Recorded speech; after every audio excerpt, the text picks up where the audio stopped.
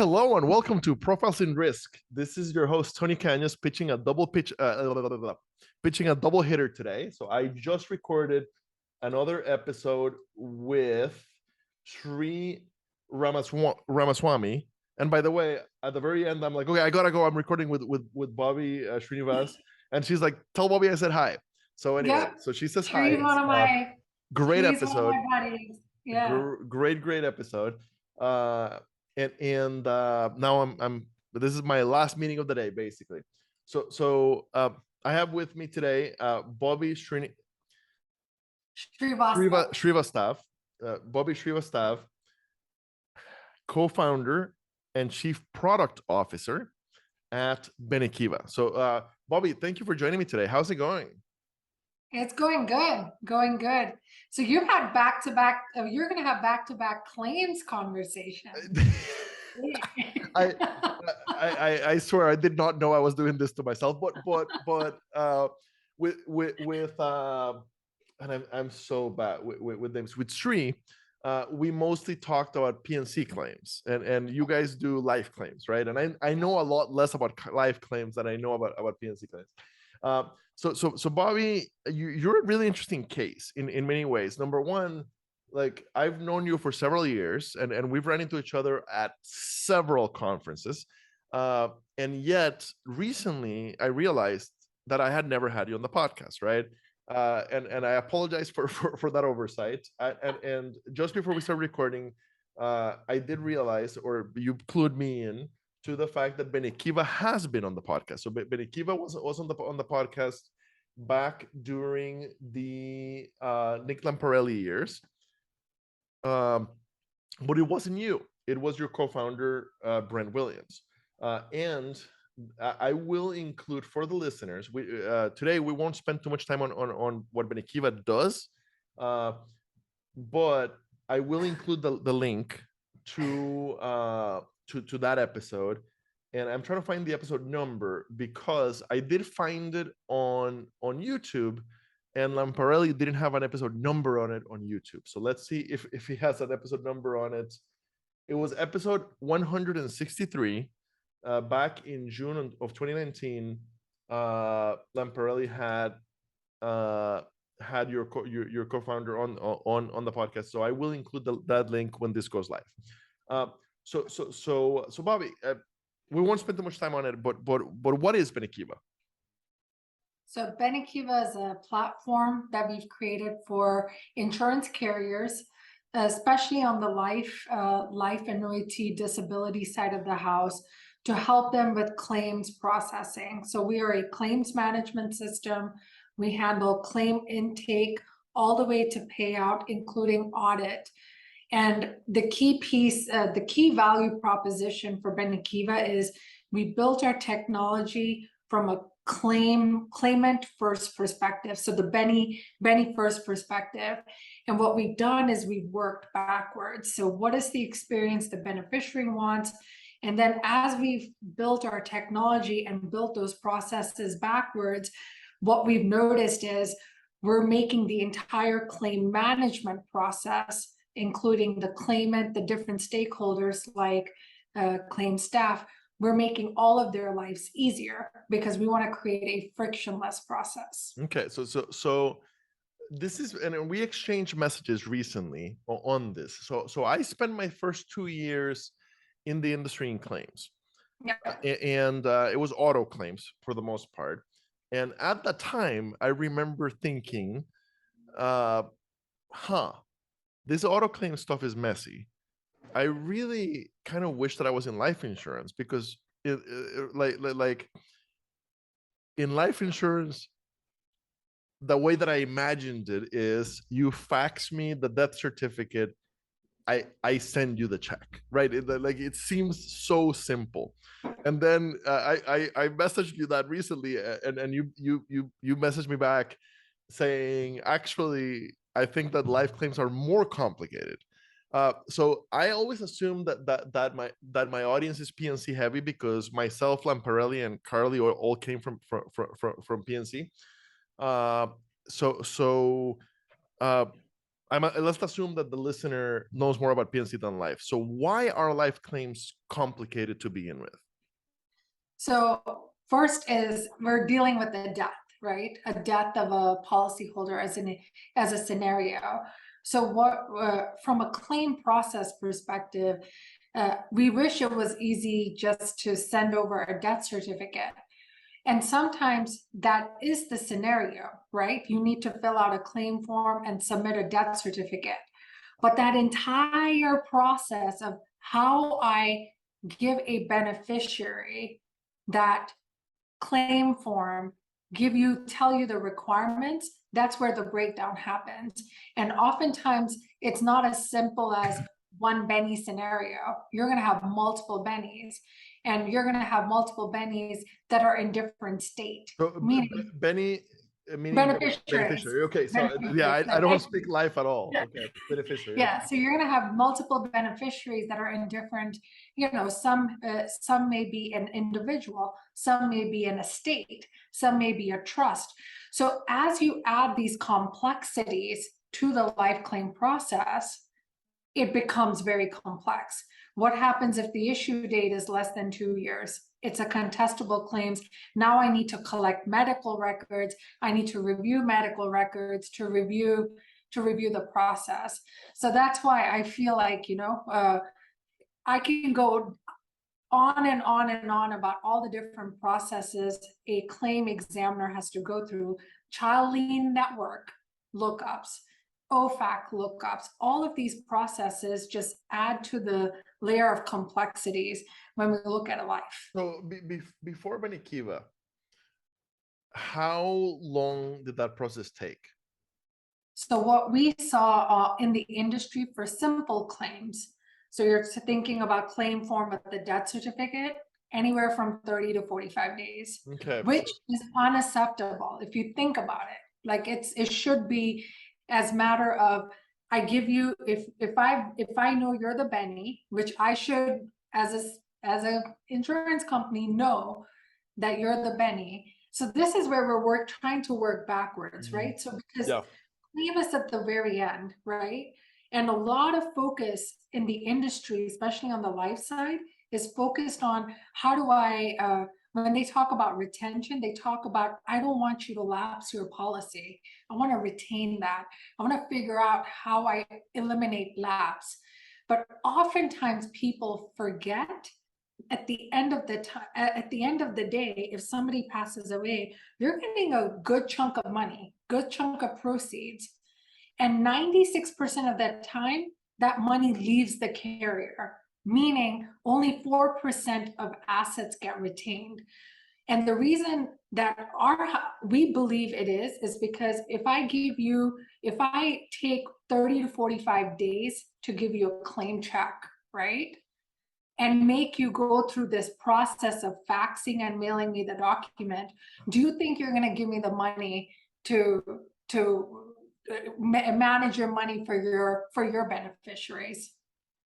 You may not, right? Yeah. I'm going to go somewhere else. Of course. What's happened in the industry is going somewhere else. You have the same process before Benekiva. I mean, that's the whole piece is how do we give a customer, which is the claimant, a good customer experience so you can retain that. But by the way, yes. for any future Insurtech founders listening, as an industry, we have a really bad habit historically of creating product-centric products, not customer-centric products. Create customer-centric product. Learn from Amazon, learn from Benekiva, right? Innovate from the customer out. I love the approach, and you guys have been at this for a while. According to LinkedIn, you've been at Benekiva now for 5 years, just about. Congrats on your upcoming anniversary. Yeah, 2018. We launched Benekiva in 2018, and the origins of Benekiva was Brent had this idea, this concept before Sovan and I came into this picture, but Sovan and I came in 2016. I remember the date. It was in July of 2016. And the reason I remember that is Savannah learned how to walk when we were in Des Moines. We just had all these great milestones. She learned how to walk. And she started second grade today. And she started second grade today. Gotcha. And the 45 days, the 30 to 45 days, I agree, it's unacceptable. In fact, the way that I used to think of life insurance was, hey, agent, because most PNC agents don't sell life, right? And or they don't do it successfully. And I always thought, hey, agent, of course you should offer life, right? We know that Americans are horribly underinsured for life. And when one of your policyholders unexpectedly dies, what can be better than attending the funeral in your black suit with the life insurance check in your pocket, right?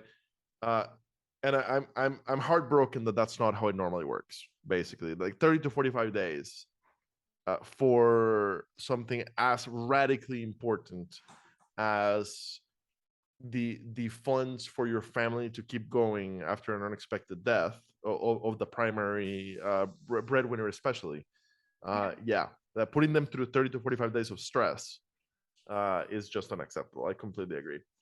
And I would say, Tony, like, I don't see, I see this as a, unfortunately, I'm going to say this, I see this as a failure of technology. Like, and the reason is because from and I think if you look at, if it's a failure of a technology, who's the ultimate responsibility, is if you don't focus on back office operations, and if you keep that in last of your priority from a leadership perspective, these things will happen. Because I will tell you, I have lots of friends in the claim space and in life and annuity, and they are, I call them like the unsung heroes, because they will figure out how to work with the family, but they're bound by these processes. They have a checklist, right?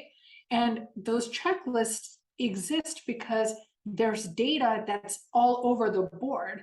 So that whole process takes time, and they don't have technology to enable digital. They may have a first notice of loss, but it's just at a time of collecting that information. I can't send you that claim packet electronically. Like, I have to mail you, fax you, or email you, and the user has to go through this process, like kind of like looking at a legal document to figure out what I need to complete. And if I complete this incorrectly, you're going to have a NIGO scenario. That means I have to redo that process all over again.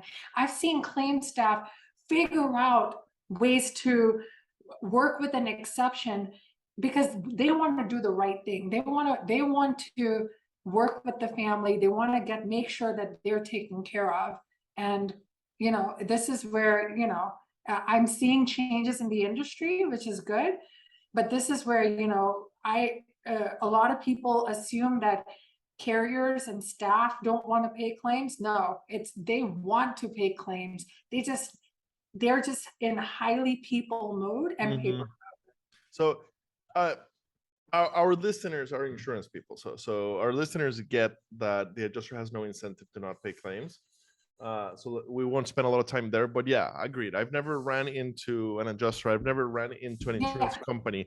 I've never ran into a single adjuster that tells me I was trained to not pay claims. That it just doesn't happen. We're a highly regulated industry, and the people that work in our industry and that stay in our industry tend to be here because they like helping people. So yeah. So kind of closing on the Benekiva piece before we talk about your experience as a founder.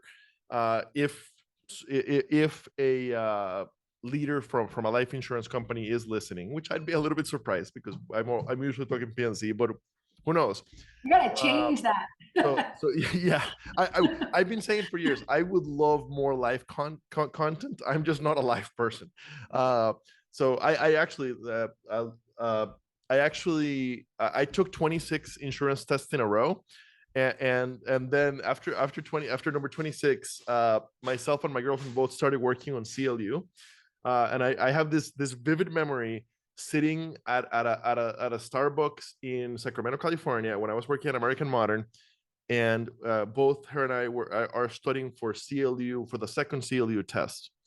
And all of a sudden it hit me, and I'm like, Tony, what are you doing with your life? You work for a company that doesn't even offer life. And I basically grabbed the book, threw it away, and moved on, and never took another. So CLU is the one that did me in, basically. So much respect for the life insurance people. But so if a leader from a life insurance company is listening and going like, yes, how do they connect Benekiva, and what does the process look like? How quickly can you help us dig out of our crappy technology, crappy processes, and get us to the point where we're doing the right thing quickly? Yeah. So we oftentimes talk about crawl, walk, run, like probably a lot of your Insurtech buddies, my Insurtech buddies talk about it. And the key is with our technology, you could be speed to implementation. You can't solve the claims problem with one bite. You got to do a little bit at a time. Change management is a big piece of it.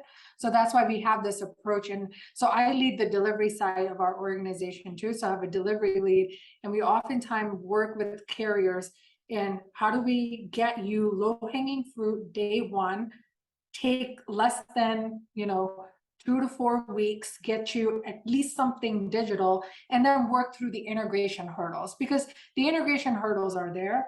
You can't, we are in a hybrid environment.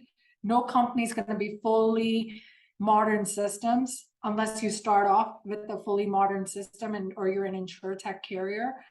So I think that's how we've done the path to implementation. We've been very successful. We've been able to complete our full implementations in less than 6 months. Amazing. That full implementation, like full API services, and crawl in less than, I have a goal with my team, 2 weeks. We could do something in 2 weeks, something tiny, but we have this notion called servicing out of the box. We'll take like your top 5 servicing forms, and we'll give you a digital self-service experience in 2 weeks.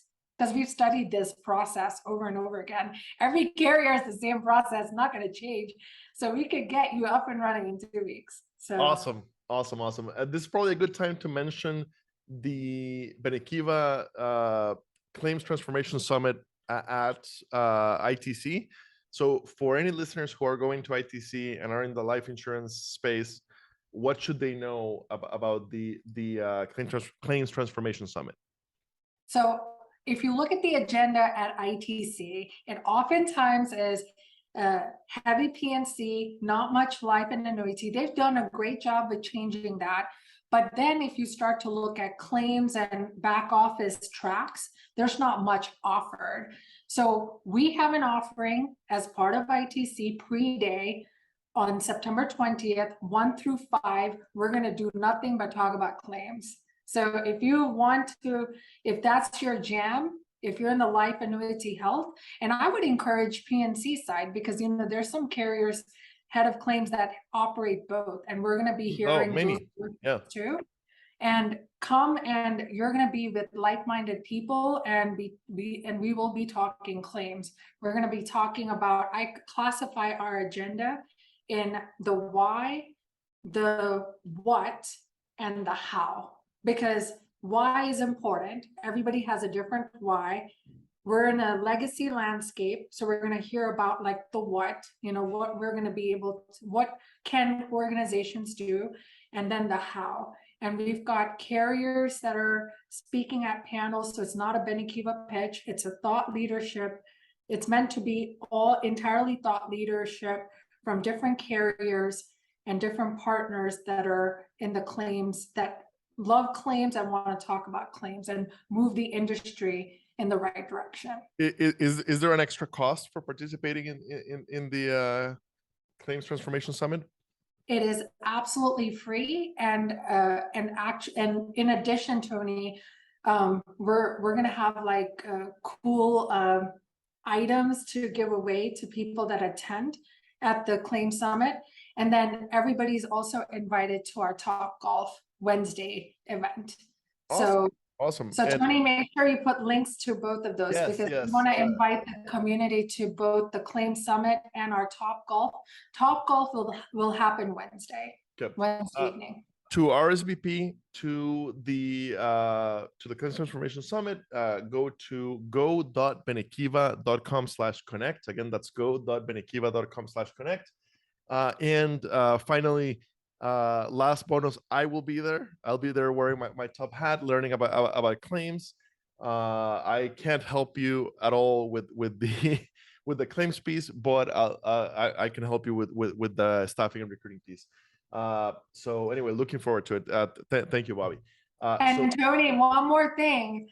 There's going to be an entertainment component at the very end. I thought I was the entertainment. Okay, so well, we have Curtis that's going to be performing his latest single. And he's going to perform it live? Yeah. I have never, so for those of you that are not familiar, Curtis is the genius mind behind the Insurtech rap. The ITC rap, the Insurtech rap, yeah. And then there was a second version for last year, so he's made two of them, but those were both, and I'll include the links to them. But those were both recorded and then played. I had no idea that Curtis performed anything live, so that's amazing. I will totally be there for that. Absolutely amazing. So sign up today. Awesome. Let's move on a little bit, and we only have like 10-15 minutes left, but I'd love to pick your brain just a little bit on what it's been like, and we'll definitely have to have like a panel on this, but for now, what has it been like being a co-founder in Insurtech that is not a white male? I love this question. Tony, like I've been in the tech field for so many years. So I wrote this article a few years back, and my friend actually caught this, because as female entrepreneurs, and especially we're in tech, we get numb. It's so numb. Like you go to an event, yes, 80% dudes, that's fine. You just kind of roll with it, you less bathroom lines, right? So you become friends with your close-knit group, right? So a lot of my friends are, like Anne. You met Anne recently, who's got, she's doing something cool with the Slack channel that for in Insurance Nerds Slack channel, we're going to have a group. She's going to have a group that's going to be all about minority, underrepresented founders, but she's doing it with a different twist, right? You've got Kate Terry's, right, who's in the PNC land. Yes. Since you mentioned it before, I was going to mention at the end, but let's go ahead and mention it. Okay, this just started. Anne Boger, and I might be mispronouncing her last name. Anne Boger had the idea of creating a diverse founders channel on the Insurance Nerds Slack server. Anybody can join the Slack server, insuranceslack.com. And then the diverse founders channel is a private channel. So if you are a diverse founder, then message either Anne or myself or broker Brett or Rolando Redondo. Those are the four admins right now. And any of us can get you into the channel. It just started a couple days ago. So again, hashtag diverse founders in the Insurance Nerd Slack. You can join the Insurance Nerd Slack at insuranceslack.com. Sorry for interrupting. Keep going. No. This is important stuff, right? So we become numb, right? So we've got this group. So I think, when you come into Insurtech, it's the same thing, right? I think it's actually less female founders. So when the first pitch event that we did, I think it was me and one other person, and even now look at ITC and look at the agenda. Not much representation even on the content side. So a lot of work needs to happen, and that's why, Tony, I love what you're doing and what Anne's doing. we just have to keep amplifying the message. But the key is you just have to keep moving, right? You got to keep building these programs, and then you just got to hustle, right? Your way through it. And eventually, you're going to pave that path. The key is when you've made it, you have to bring others along with you. You can't be the one to arrive and the one that's the token person, and the rest of the people have to do the same process. That's the never-ending web that honestly some of us are in. Send the elevator back down. You have to bring people with you. So honestly, as a female founder in insurance technology, I think it's a great opportunity. People are starting to focus in this topic. Let's create this, and let's help bring people along. Don't be the only person. Bring people along. If you're invited to panels, get another person with you, right? Nominate them. Just do stuff, right, to create this amplification. I get passionate about this. No, so. this is so important, and I can't remember the numbers, but within insurance, almost 60% of the employee force in the overall industry is women. They're the backbone of the industry, and at the leadership, it's like 18%. It's sad. It's beyond sad, and it's 2022. People, let's get on it. If it still looks like this in 2032, we have failed. And on the venture side, I also don't remember the exact numbers, but it's something like 4% of all venture funding goes to companies that are not led by a white male. And I will say, like, to be honest with you, Tony, I get very, I hear so much like, well, Bobbie, it's not about the fact that you're female or diverse, right? It's that you guys are not pitching, or you guys are not creating. You guys don't want those upper executive opportunities. I say BS to all of that, because I know plenty of female leaders that want to climb the ladder. They just don't have organizational support. They don't have the political clout. They need that organizational network support. And the only way they could do that is if there's great allyship that carries them up. Not some of us may not be golfers. Some of us are we look different. You just have to figure it out, right? Like, and I think that, I look at Anne. Anne had a great idea for a company. She's a female founder. She tried to get funding. And now another company similar to her, but the good thing is she was telling me the story, is a company she respects. But that's it. All of these stories happen all the time, right? And there's just got to be some focus. You can't just, I don't want to hear excuses about you're not there, you don't show up. We're here, we want to show up. Now let's get that. Either we're going to get the seat at the table, or we're going to create our table. And people like Anne and I are going to create our tables. So and the creating your own table, it looks like there's great progress on that side, right? Oh, yeah. So there's Chingona Ventures, which is not Insurtech specific, but they are an investor in Sigo Seguros.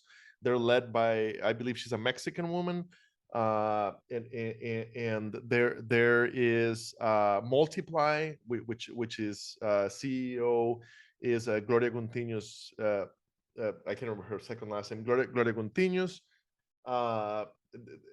We're starting to see glimmers of venture capital firms led by diverse people, and of course those companies are going to have a great advantage in leading that space. But it correct, that is us creating our own, right? But dear venture capitalists, you're missing the boat, really. You're missing a like people like Moneyball think about this. So I probably should not name him by name.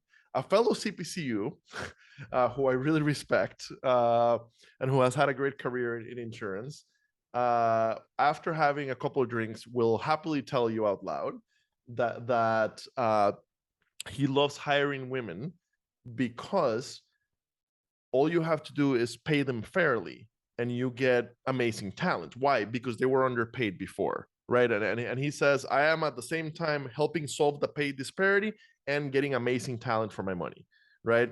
And I think that I have not yet ran into the venture capitalist that tells me, you know what, I looked at it and the money ball here is very simple.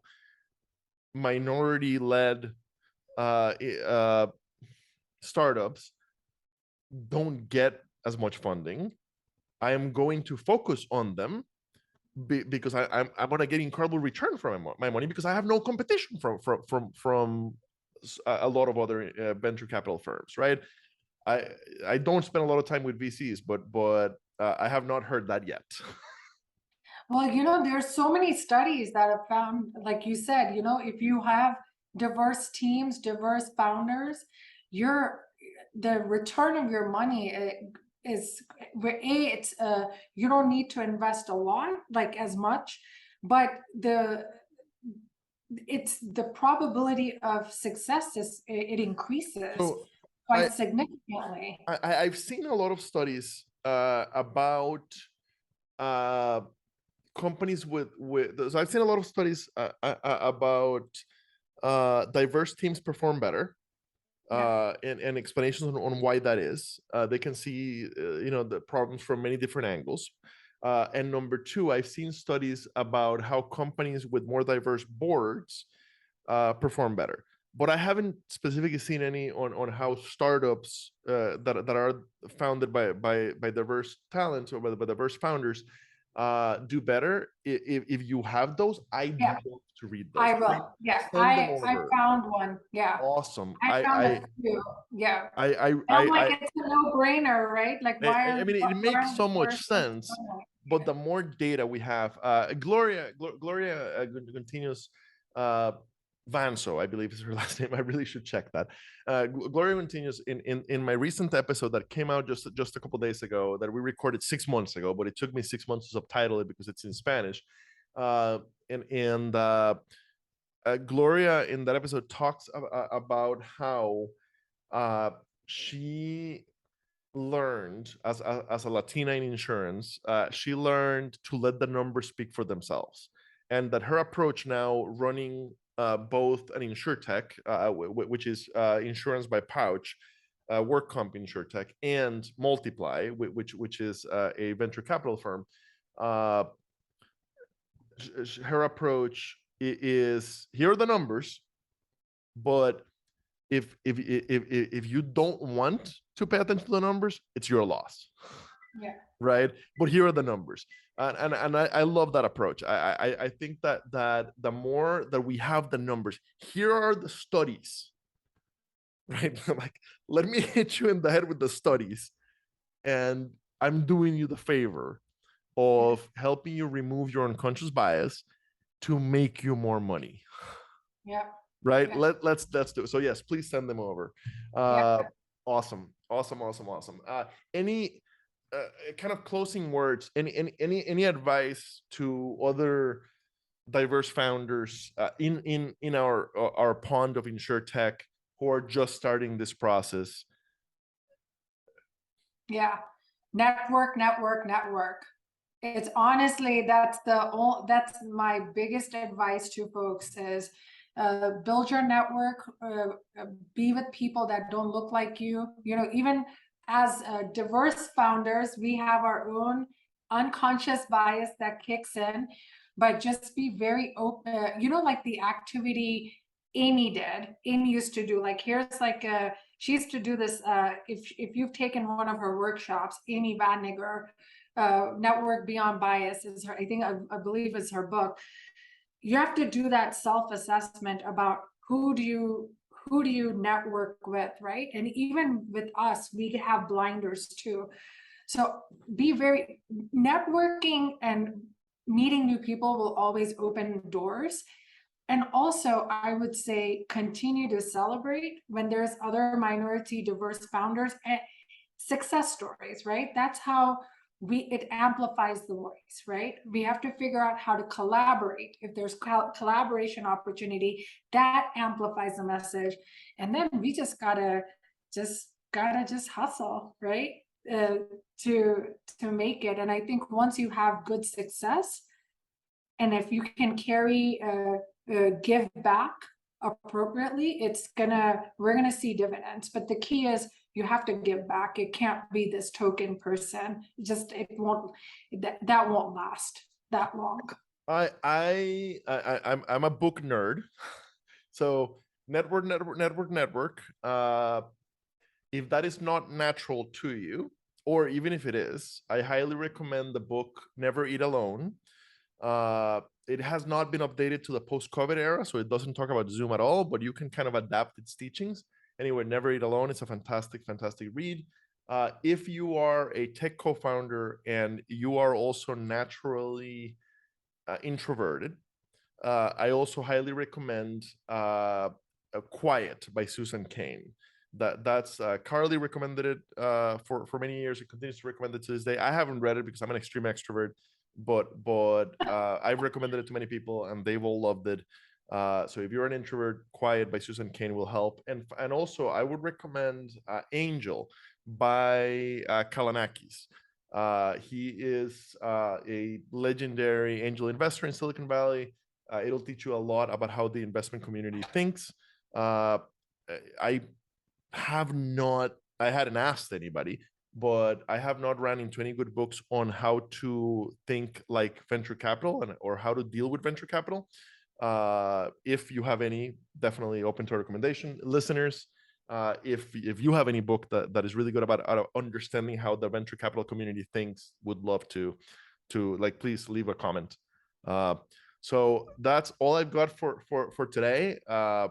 An absolute pleasure having you on. I again, my apologies that it took me like 4 years to do this one. Like we literally could have done it in person at like 6 different conferences. And look forward to seeing you at Insurtech Connect. Look forward to participating in the Claims Transformation Summit. And I absolutely promise I will be there to see Curtis. I'll probably be in and out, but I'll definitely be there to see Curtis perform live. Thank you so much, Bobbie. Thank you, Tony. Thank you, Tony. And folks, don't forget to join the Slack channel. When I first came into Insurtech, how I found Tony was through Insurance Nerd Slack channel. I will never forget that. I want to be as active as I used to be, but I chime in every once in a while. But there's a great group of folks that want to do good, and it's a good collaboration community. That's how I got to become friends and network with a lot of these folks, and I continue to do that. So it's an amazing community. Tony, thanks for starting that. That was my initiation into insurance nerds, and to be honest with you, Insurtech was that. The funny part is Insurance Nerds is my baby. The Slack channel is not. The Slack channel was Lamparoli's idea. Yeah, I love it. It's such a great community. Yeah. And I apologize. I am so bad. Like you apologize for not being super active. I'm not only not very active, I'm also the main marketer for Insurance Nerds, right? I'm kind of the chief marketing officer, and I'm good at marketing every piece of Insurance Nerds except for the Slack channel. I always forget to mention the Slack channel. I need to get so much better at that because it has become such a cool community. Yeah. No, so, great community. Great community. Anybody can join insuranceslack.com. Thank you very much.